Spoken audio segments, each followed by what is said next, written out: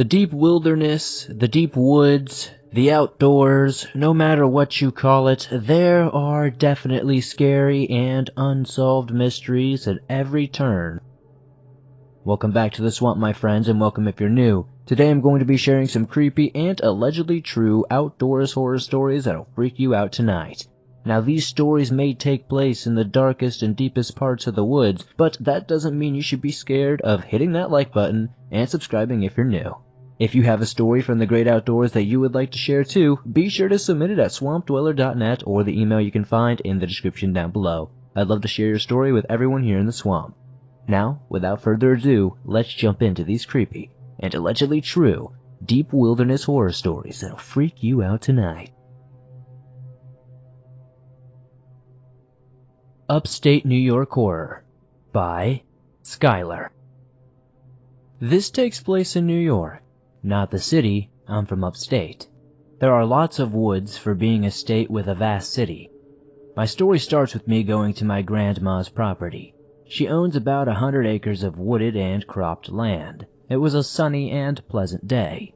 Not too cold and not too hot. The perfect day to go metal detecting. I wandered like I always do in the woods, just trying to find some buried treasure. The only prize I found this day were some nails and a horseshoe.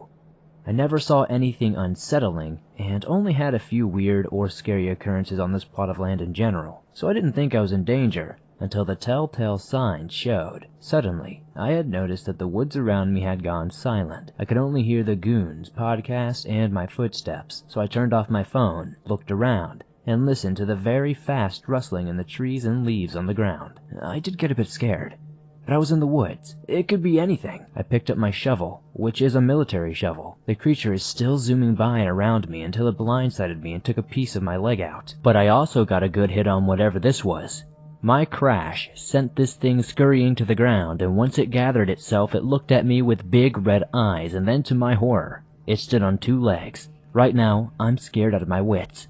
I'm going to try to describe this monster the best I can. It was maybe around 5 feet tall. Maybe even only 4'9". It had large eyes.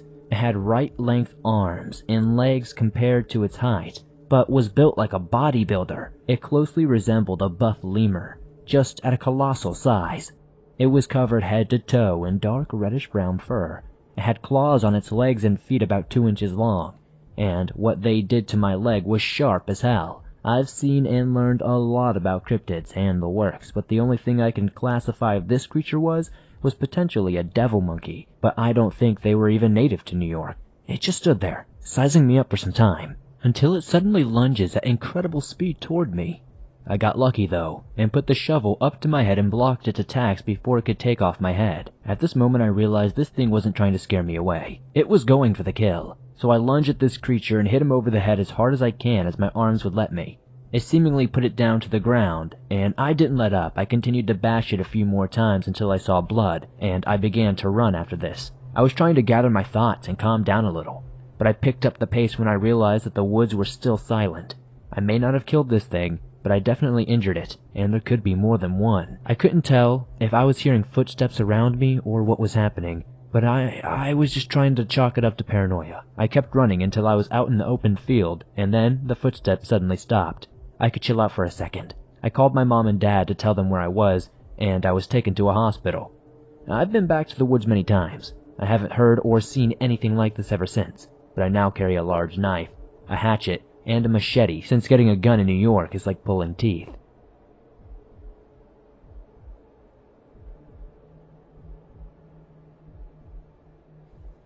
Why I Hate the Outdoors by Isaac.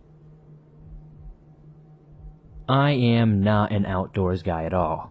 I prefer to be inside most of the time. This happened 4 days ago. I was at my friend Greg's house. It was a bright and hot Monday morning in the middle of summer. We were inside playing on his gaming console. His mom was cooking breakfast in the kitchen. His dad had only left for work a few minutes before we got up. The sweet smell of scrambled eggs with bacon and toast filled the air. We were your average 15-year-old boys in hoodies with ripped jeans and Nike shoes. "You suck at this game," Isaac remarked. "It's not like I sit here 24/7 playing video games all day." Greg's sister soon woke up and came down the stairs. "Don't tell me you guys are up at 8 in the morning playing video games," she said. "How about you go back upstairs and play with your Barbie dolls?" Greg said. "Shut up, Greg. You know I'm too old for dolls," she said. "Isaac, Greg, Wendy, breakfast is ready," Greg's mom said. We all ran into the kitchen and made our plates. As we were eating, Greg's mom said, "Your sister and I are going to Uncle Dan's house today. Would you like to come?" she asked. "No thanks, Mom. Me and Isaac are going to stay here today," he responded. "Okay, don't get into any trouble while we're gone," she said. When we were all finished eating, Wendy and Greg's mom got their stuff together and left. Greg and I decided to play video games until they got back. While playing, Greg's mom called us and told us that she and Wendy would be staying the night at Uncle Dan's house, and Greg's dad wouldn't be home until 5 a.m. She trusted us to stay alone all day and night. We could do whatever we wanted. We decided to play video games all day. Who would be there to stop us? About 5 hours later, at 1 p.m., we got bored playing video games. We decided to go for a walk. We got out of the house and began walking down the street. There are a lot of cracks in the sidewalk. I'm surprised we didn't fall. We kept walking down the cracked sidewalk until we noticed there was a trail that went into the woods outside of the child's playground. "Hey, Isaac, look, it's a trail. Want to go down there instead?" Like I said, the trail was right beside a child's playground. It led deep into the tall pine woods. "Why would you even think about going in there?" I asked. "It's fine, it's not even dark out yet, and besides, I just saw 2 kids on their bikes in there," he said. "Okay, fine, but if I go, you owe me $5 when we get back," I said. He replied, saying, "Deal." We looked at the giant pine trees towering as we made our way to the trail entrance. There was a sign that read, "Pinewood Trail." We made our way into the trail and began our walk.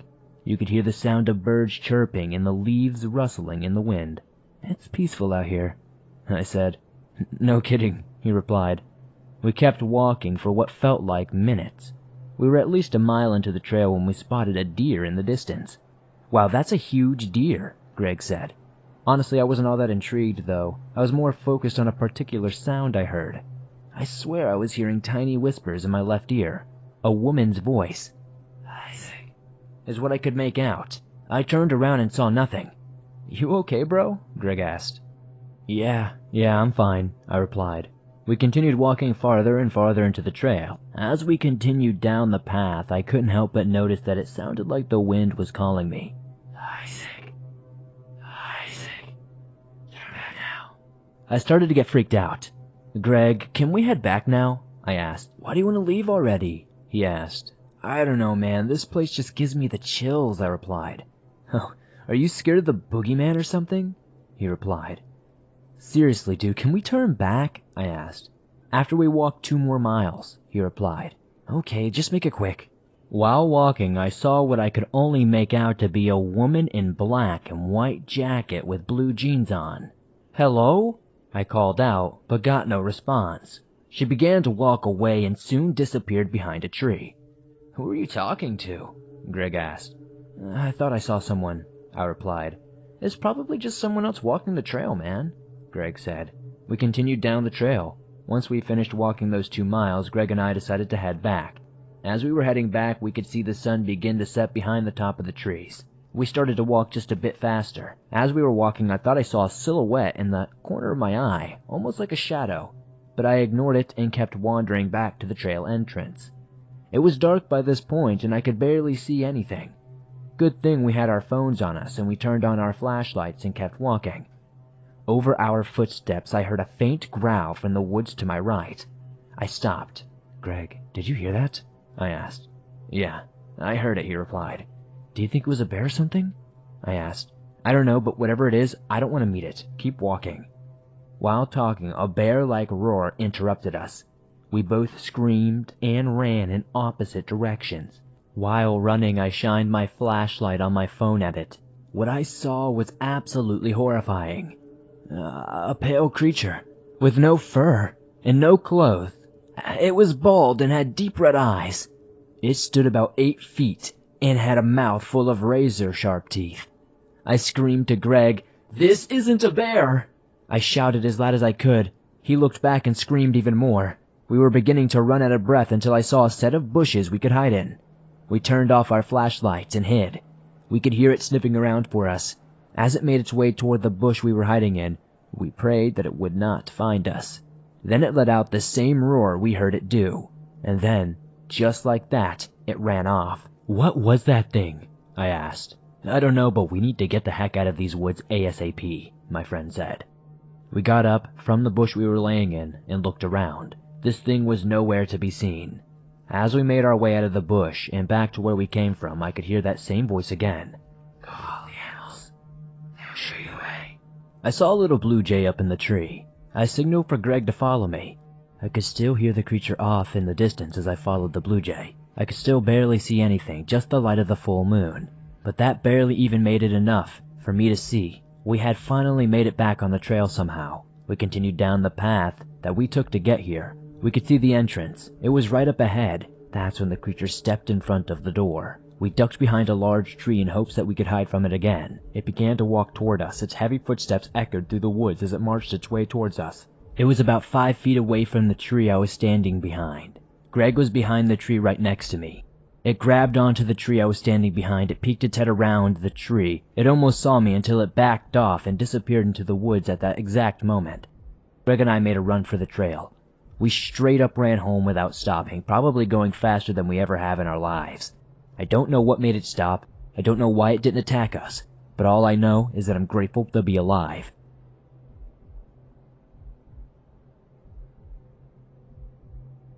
Boot Camp Forest by Anonymous. Hello, Swamp Dweller. I love your work, and listening to it constantly reminds me of an event that happened a couple of years ago that changed my view on the world and the threats it hides. I want to say I'm not begging people to believe me. Honestly, I don't really care if you do. I went through what I went through, and I don't need people to cast their judgment. Anyway, I will be referring to myself as Josh and my friend as Jay to protect us from the public attention. For some background, I joined the armed forces in 2017 and completed my infantry training in 2018. After training, I was transferred to my unit and met one of my most trusted friends, Jay. Jay is your typical military type, robust, aggressive, and tuned into the job's core and requirements. As for me, I'm more of a middleman. I tend not to stand out for better or worse, as I like to keep to myself. So in 2020, my company, made up of 2 platoons, deployed on a 6-day training exercise in a woodblock, military-owned forest to train in defense and ambush operations. The first couple of days were wet and miserable, so Jay and I constantly were purging or complaining to each other. On the 4th day, at 1800 hours, the 2 platoons split up to conduct night navigations in different areas of this vast training area. So after we conducted our evening routines, such as eating our rations and making hot drinks to last the night, and powdering our feet, we gathered with the rest of the platoon, about 20 or so troops, on a dirt road where a military-rented Land Rover was waiting for us with nightlights, maps, and coordinates to the night navigation that we were to do. Lads, get in pairs with someone. I don't care who you partner up with, just get there and hurry up. We all shuffled, and Jay and I stood side by side and exchanged a confident look. He was the best at navigation in our platoon, so I knew he would get back to the administration point before it was too late, and that allowed more sleep. "Check this out. It's only 5 points. Should be easy," Jay said with a confident smile on his face. "Yeah, you up for running around so we can get back early and get more sleep for tomorrow's ambush?" I asked. "Oh, definitely, man. Let's smash it." Around an hour later, we grabbed our day sacks, belt kit, and ran towards the 3rd marker, which was closest. Due to there still being light, we decided to ignore using our night sights on our helmets. Within the first hour, we had done most of the checkpoint and were feeling buzzed. Although I began to feel fatigued, so I asked Jay if we could rest for 10 minutes. "Yeah, man, I'm exhausted. Let's have a water break," said Jay. We walked into the woodblock and dropped our kit as we sat upon our trees. Once we were comfortable, I realized how dark it actually was. I couldn't even see my friend sitting about 5 meters in front of me, so I turned on my torch. We started pulling out our snacks and water bottles. "I think the next point is less than a kilometer in this bearing," Jay began when he suddenly stopped talking. "What's wrong, man?" I asked, but he placed a finger on his lips and pointed at my light, and I immediately turned it off, and we sat there in the pitch-black woods confused until I heard it. In the distance, off to our right, I could hear the snapping of branches. I also realized the forest was utterly silent. When the bugs and animals go quiet, normally a predator is near. Panic started to set upon me, and I began to pant as I heard the snapping of branches get closer. signifying that whatever was moving this way was getting closer. Jay shouted in that direction. No answer except for the lack of noise came back, as if whatever or whoever it was had stopped moving entirely. I realized it was most likely one of my fellow soldiers, so I shouted, "Hello? Who is that?" hoping our fellow soldier would call something back, but what we got in return was nothing. I looked at Jay and said we should take off. I want to get this over with, and rather than catching up with whoever or whatever this is, I'd rather just go. Jay agreed, so we packed up and turned on our night vision, which was useless due to the lack of UV light in the dense woods. As if 100 people were poking me, all I could feel was every tree branch as I moved, hitting me on every part of my body. I looked down to avoid getting poked in the eye, and kept walking forward. After about 20 feet or so, I looked up to see Jay standing completely still in an opening in the trees. He stopped me with his arms on my shoulder. I asked, "Why are—" He cupped his hand over my mouth to make me stop. I heard a rapid snapping of twigs and branches in the direction we came from, as if whoever it was were running full sprint through the woods. This full-on scared me, as I know for a fact that no one could run through something that dense for fear of injury, and let me tell you, getting poked in the face or ribs by sharp branches freaking hurts. So what I couldn't understand was why whoever was doing this would do this to themselves. After around a minute of listening to the person running towards us about 10 meters away, they abruptly stopped. I tried focusing on my night sight, but I couldn't see anything past the trees slightly in front of me due to the lack of the UV light. "Guys, stop messing around. We're not helping you with the nav points," shouted Jay, and a couple of seconds went by, which felt like minutes. I honestly felt like I had a panic attack. My chest was tight, my breath was shallow but rapid, and a cold sweat oozed down my face, washing the camouflage cream off. Jay suddenly yanks my arm and leads me into a different direction, assumably away from the danger. Bear in mind, this guy is 95 kilograms, 6'2", and built like a brick wall, and despite how dark it was, I could make out that he was pale as a ghost, so I obliged. As soon as we began to jog through this clearing in the trees toward the dirt road that ran in the core line with the woodblock, we heard an extra pair of steps moving a lot faster than we were, as whoever it was trying to close the remaining distance. I turned around but still couldn't see anything, so I shouted, "Dude, we gotta get out of here." And Jay, without saying anything, began to full sprint down the clearing with me struggling to keep up. After about 40 meters, we exited onto a road and stopped to sigh in relief, but the sound of running footsteps made us explode into another sprint. We ran for around a mile, completely missing the checkpoint we were meant to get. There was no way we were stopping to get that, and eventually we had to stop and rest to catch our breath. We heard nothing.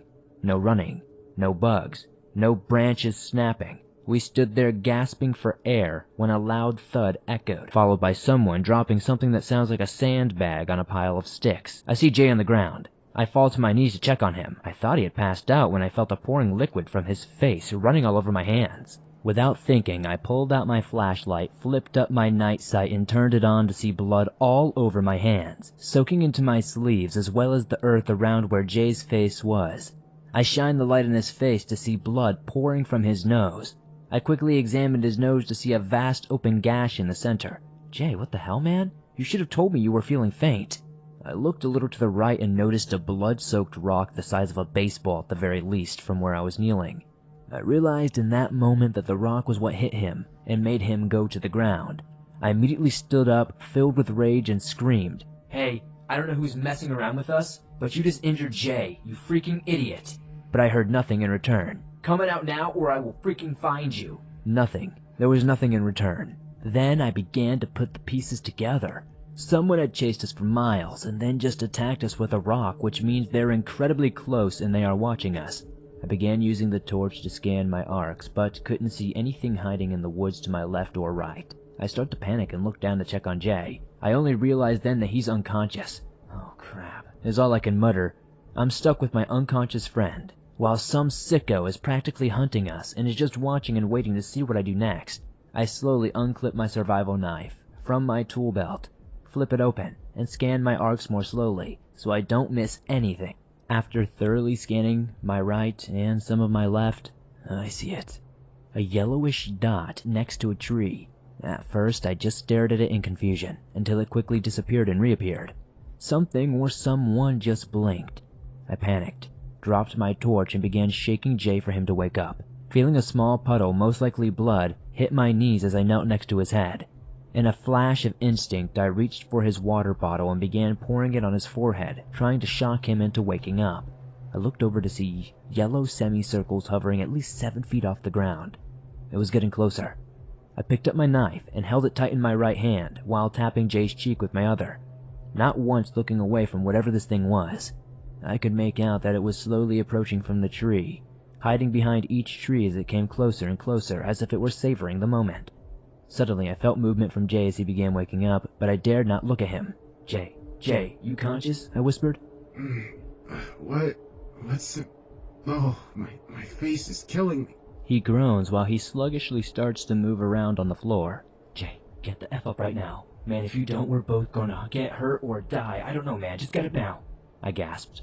Okay, I'm moving," he said with a sense of weakness as if he was still waking up. "Jay, you must run up the road as quickly as possible. I'll be right behind you, man." I paused. "Go," I yelled, and he crawled to his feet and began sluggishly shuffling away. I stared at something that just gave off the sense of death. I could no longer tell if it was moving or standing due to a considerable tree now partially blocking my full view. I could only see one eye glowing in the brim of the light. I used my hand to slowly scan the ground for my knife. After a couple of agonizing seconds, I found it and lifted it and moved directly into this thing. What I saw still messes with my head to this day.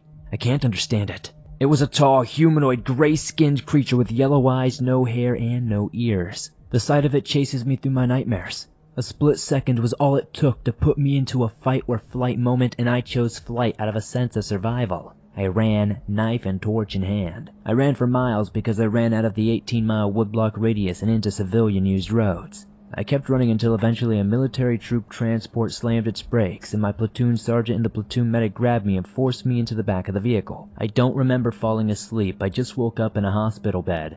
I was pulled out of the field and taken to the nearest military base medical center for aid. After being debriefed by the medical personnel on the cuts, bruises, and high blood pressure results, I was given 24 hours bed rest before dealing with the consequences of going AWOL while on duty. The day passed without me realizing it, and the next thing I knew I had multiple military police, my platoon sergeant, and some high-ranking officers questioning me and reading me a list of charges. After begging them to know about Jay, they told me they picked him up, but he kept saying he got lost from me and fell over and knocked himself out. I don't know if that's what he believed happened, or if he's hiding what he truly knows. As for me, I received 4 months in military prison, a few $100s worth of fines, and a photographic image of something that will haunt me for the rest of my nightmares. People, it would be best if you woke up. Whether it's hidden from the public or something that you can see in front of your eyes, there are creatures out there that make humanity drop a couple of levels on the food chain.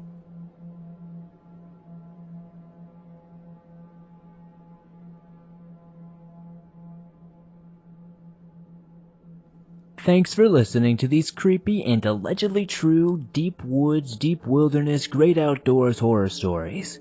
If you enjoyed these stories, be sure to elbow that like button in the face as it helps me out a ton. Subscribe if you're new to the channel as it helps us grow. I upload nearly every single day in all things natural and supernatural. Many thanks to my good friend, the Dark Somnium, for helping me voice a few lines in that last story. Hopefully you guys enjoyed that. If you're not already familiar with the Dark Somnium's channel, definitely check him out. I'll have a link in the description. He uploads great narrations. He does all his own sound design, full sound effects. It's an experience to listen to his stuff. It's really cool. I actually just played a character in one of his new stories that just came out, so be sure to check it out and let me know what you think. If you have a story that you would like to share in a future episode, be sure to submit your story from the great outdoors at swampdweller.net or on Reddit at r/thedarkswamp. I would love to share your story with everyone here in the swamp. It's stories like yours that help keep this show going on a daily basis. If you're on the go but don't have YouTube Premium but still want to download and listen to your favorite Swamp Dweller scary stories, you can download them absolutely free from Spotify, Apple Podcast, Google Podcast, and pretty much anywhere you find your favorite podcast online. It would be great if you could also give us a 5-star rating on those platforms as it helps us grow. Thank you guys so much for supporting the swamp the way you do. I'd love to know what story was your favorite in the comments down below. If you made it all the way to the end, be sure to comment the code word Jumping Forest to let me know that you made it to the end and to confuse anybody who didn't. I appreciate you guys so much. Thank you again to Dark Somnium, and I'll see you all soon with another creepy episode.